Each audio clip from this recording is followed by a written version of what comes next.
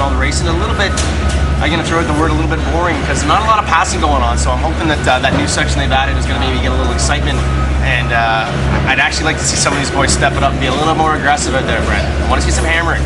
Okay, yeah, I've been talking to a couple of riders. There was a couple of failed block pass attempts, and I thought some of them were being a little too sportsman-like, so to speak, out there.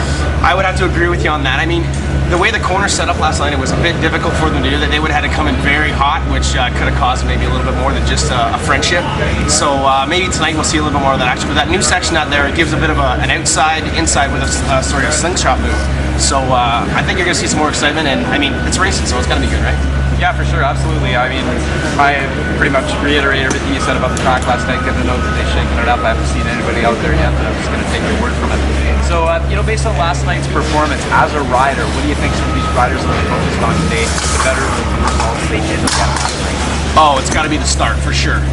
The start here is super key. Like as you said, when we're watching it, both guys at bullshot were able to get in front. I mean, Newf made a couple mistakes. The guys were able to get around him in the open class, but in the lights, Brad Nott start to finish on that one. So the start is super key at this track, especially the way it sets up, and then get into that sort of slot car racing format sort of thing. So start for sure is key tonight, and then also just making sure you're nailing those corners because the jumps aren't super difficult for any of the top guys. So it's going to be the guys that can really nail those corners for the 15 laps that are going to be able to stand on top. Yeah, you know, absolutely. That's the beauty of this read-across type racing is nobody's going to nail a whole shot week in and week out. So you're going to see different guys in the top step in the box. 100%. You know, you can go there, and it's funny if you watch any of the videos that are being shot, you can see the guys are looking at the start gate guy. They can see him as he's kicking that thing. So those first two gates there, one on the left, one on the right, are the important ones, and maybe give a small advantage. And if you're not watching those videos on GuaranteedMX.com, you might not catch this thing because some of those pro guys are being a little bit smart out there. Yeah, I'm gonna go talk to that start guy and tell him to give it a ghost kick just to shake it up a little bit. Hey, there you go. Get him a little shake, maybe a bit of a dance move and fake those guys there because you can see them totally watching it. But I mean, hey, these pro guys are looking for any edge. They're almost at all level about the same out there. So any edge counts, right? Yeah, no, okay, and you get a big shout out for your deal at Guaranteed MX. So good to have you out here, you and Billy and everybody else. It's given us all the good coverage and stuff, but you got a little unique thing going with that Wasp Cam. What's that all about? Oh, well, the Wasp boys, they're good friends of mine back in Ontario, and they decided to help me out, get me, help me get out here and support it, and it's been pretty fun so far. I got the entire Spencer Knowles crash from last night on it.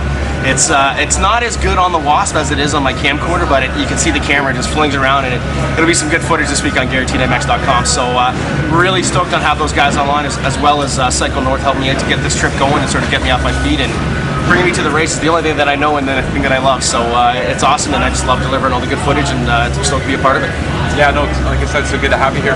Okay, you mentioned our man, the people's favorite, I call him. I'm looking at him right now, Ryan Lockhart, the Newf there. What do you think the key to his success has been, those Dash for Cash starts? Well, definitely the starts. I mean, that long start that they built here for those first weekend and this weekend here really helps with the 450, but I think the experience comes in. You see the pass that he laid on Spencer Knowles last night. He didn't even hit him. Didn't even come within about six inches of him. Just spooked him. And that experience thing just kind of gave him that little bit of an edge, made Spencer go off, and then Spencer did that crash on his own. So I believe that's what it is, and I would say going through the pits here, these guys got to be a little bit worried about him right now. He's 2 for 2. Great starts. He's up, what is it, $1,900 right now, so the guy's feeling good, and he's rocking a dirty stash as well, so the confidence is high. Yeah, good work on the November there. Yeah, it's really bumping up something there. I got a question about when Brian got up there. Well, yeah, I mean, no matter out on the track, you know, these guys are racing. They're not friends when they're out there, but when they see a fellow rider go down, they're worried for sure. And Spenny's crash was, it was a hard one. Like I said, you're going to see it this week on my site, and it was a tough one for sure. You got slammed in. I guess it's a thumb wrist injury kind of thing going on. So, and that's good to see. But that's the camaraderie that we have in Canada. Everybody is their buddies in the pits on the track. They're there to race, but even when a crash like that happens, they're there for them no matter what to support. And I heard a really good thing what Brock Porter did for when Jesse Pettis went down this week. It's just that's the cool stuff that we have up here. That's the part of our sport. You know, out on the track, nobody's you know, we're banging bars looking for that cash. But when a friend of ours goes down, no matter if you like him or not, you want to make sure he's okay because you want to see him riding everybody. Yeah, no, absolutely. And I got to tell you, when Ryan got to me there, his immediate concern, as was mine, was Spencer. We didn't receive anything until we saw movement from him. You guys would be okay. And Ryan, the very first thing he said to me, he said, I didn't do that, did I? I didn't do that. And I assured him that, you know, he made a solid pass on the inside. And like you said, Spencer went off the track, he got back on the track, on the gas sideways, and it just worst case scenario. Yeah, I know, it's one of those race things. It's funny you say that he didn't do that, he didn't do that. He still wasn't totally sold on it. People came up, no, man, it wasn't you, it wasn't you.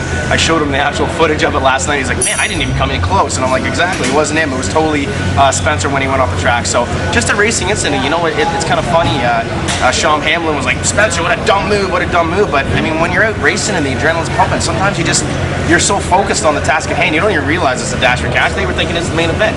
It's just the thing that happened out there. And that's the cool thing about being a motocross racer. The intensity level doesn't matter if it's a dash or a race or practice. You know, you're trying to keep it at that level at the same time so you can progress forward and be better.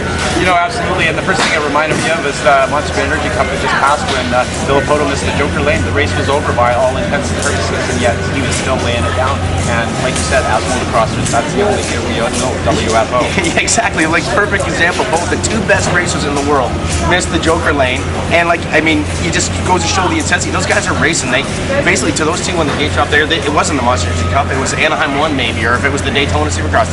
It's the same thing when the gate drops. They're focused on one thing only, and that is to win. And it just, like I said, it shows the best in the world can make mistakes as well. So it can happen to anybody. All right. Okay, Ryan Gauld, thanks a lot. Yeah, I'm sitting here looking right at You just ruined my night now. And you got rid of your stash already too. I got no excuse for that. Hey, who do you want to thank?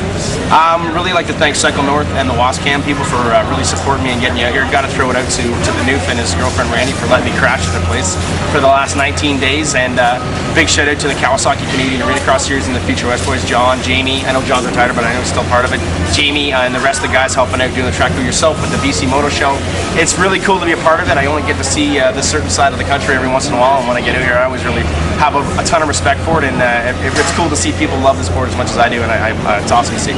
Well, it's hard to believe, my friend. Almost 20 days have gone by. I look forward to seeing you at the Nationals in the spring. Gonna be there, buddy.